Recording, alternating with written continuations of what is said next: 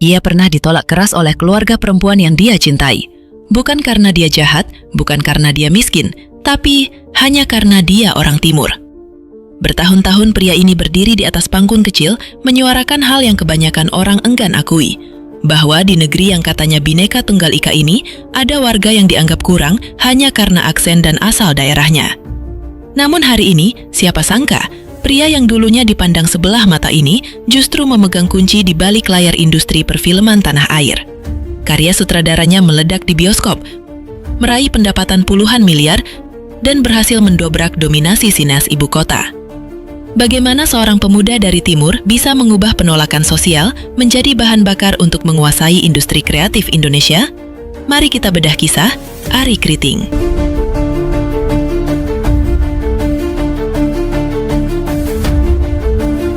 Lahir dan tumbuh besar dengan akar budaya Indonesia Timur yang kental, masa kecil Arie jauh dari gemerlap Jakarta yang sering kita bayangkan sebagai pusat segalanya. Ketika memutuskan merantau demi kuliah di Institut Teknologi Nasional Malan, Arie bukan sekedar mahasiswa teknik biasa.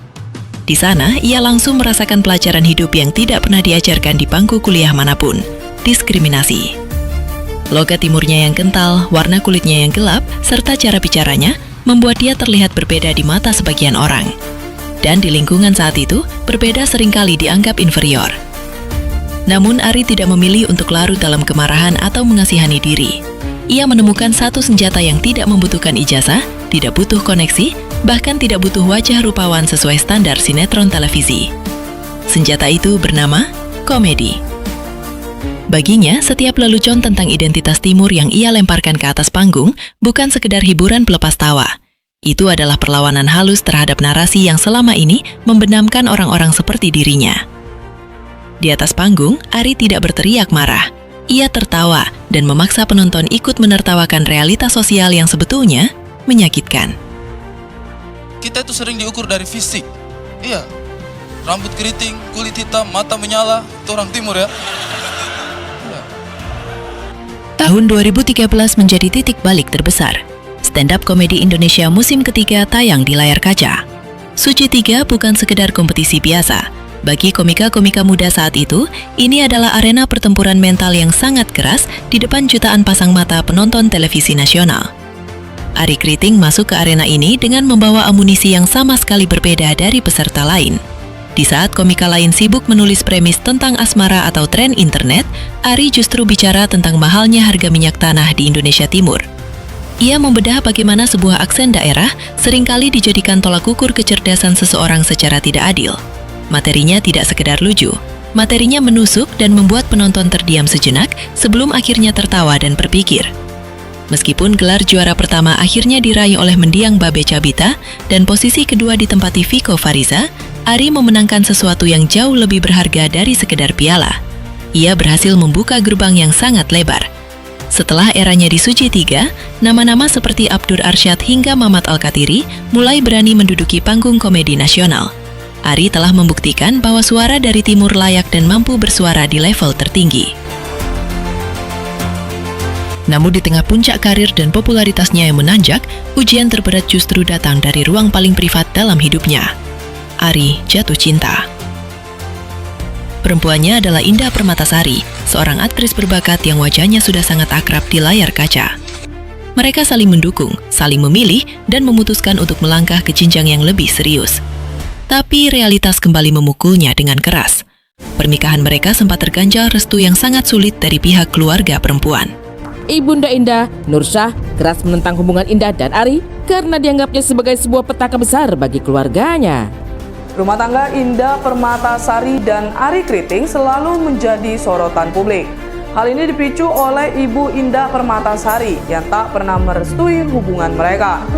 Lagi-lagi, stereotip dan latar belakang identitas menjadi tembok tebal yang menghadang jalannya. Di era digital di mana setiap orang dengan mudah meluapkan emosi di media sosial, apa yang dilakukan Arie? Ia memilih jalan yang sunyi.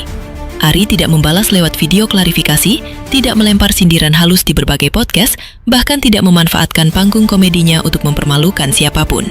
Ia memilih diam. Bukan diam karena lemah, melainkan diam yang dewasa demi menjaga martabat istrinya, melindungi perasaan semua pihak, dan menjaga ketenangan keluarga kecil yang sedang ia bangun. Hingga akhirnya mereka menikah dan dikaruniai buah hati, rumah tangga mereka tetap berdiri kokoh, hangat, dan jauh dari drama publik. Ari seolah menunjukkan satu pelajaran penting tanpa perlu mengucapkannya secara langsung, bahwa cara seseorang merespons perlakuan tidak adil adalah cerminan sejati dari kualitas dirinya. Setelah PT kehidupan pribadi mampu ia lalui dengan kepala tegak, Ari diam-diam menyusun kekuatan baru di balik layar industri hiburan. Langkahnya dimulai sebagai penulis skenario film-film box office. Sentuhan komedi cerdasnya mengalir ke dalam film raksasa seperti Warkop DKI Reborn Jangkrik Bos Part 1 dan 2, hingga film keluarga peraih penghargaan Kulari ke Pantai. Namun puncak pembuktian terbesar Ari Kriting terjadi melalui rumah produksi Imaginary. Ia menantang dirinya sepenuhnya sebagai sutradara dan penulis skenario tunggal dalam film Kakak Bos. Melalui film Kakak Bos, Ari seolah meluapkan semua keresahan hidupnya. Film drama komedi ini menceritakan kisah Ferdinand Kakak Bos Omakare, seorang debt collector sukses asal Indonesia Timur yang ingin banting setir menjadi penyanyi demi membuat anak gadisnya bangga. Sayangnya, suaranya fals dan tidak ada satupun anak buahnya yang berani jujur kepadanya. Di film ini, Ari secara cerdas melakukan dekonstruksi stigma terhadap orang Timur. Ia tidak ingin lagi menggambarkan orang Timur sebagai sosok yang selalu miskin, susah, atau bernasib malang. Ia menampilkan mereka sebagai sosok yang sukses, berdaya, dan penuh humor hangat keluarga. Bahkan, ia dengan jenaka mematahkan stigma universal bahwa semua orang Timur pasti pandai bernyanyi lewat karakter Kakak Bos yang buta nada. Oke. Kini harus aku lewati. Bagaimana? Keputusan berani Ari untuk mendominasi filmnya dengan aktor-aktor asli keturunan Indonesia Timur terbayar lunas.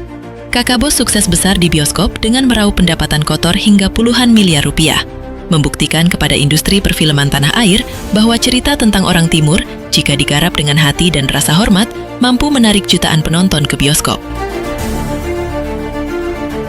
Pada akhirnya, kisah Ari Kriting bukan sekadar kisah sukses seorang komedian yang beralih menjadi sutradara papan atas. Ini adalah sebuah manifesto perjuangan. Kisah tentang bagaimana stigma sosial, penolakan, dan stereotip tidak harus dibalas dengan kemarahan yang merusak. Sebaliknya, hal itu bisa dijinakan dengan karya, dibungkam dengan prestasi, dan dilewati dengan kedewasaan sikap yang berkelas. Dulu ia dipandang sebelah mata karena identitasnya. Kini, ia menggunakan identitas yang sama untuk menciptakan mahakarya dan memberi panggung bagi saudara-saudaranya dari Timur. Ari tidak perlu lagi berteriak ke dunia bahwa dia layak. Film-filmnya yang hari ini berbicara keras untuknya. Bagaimana menurut kalian tentang perjuangan Ari Kriting di industri perfilman Indonesia? Tulis pendapat kalian di kolom komentar. Sampai jumpa di kisah inspiratif berikutnya.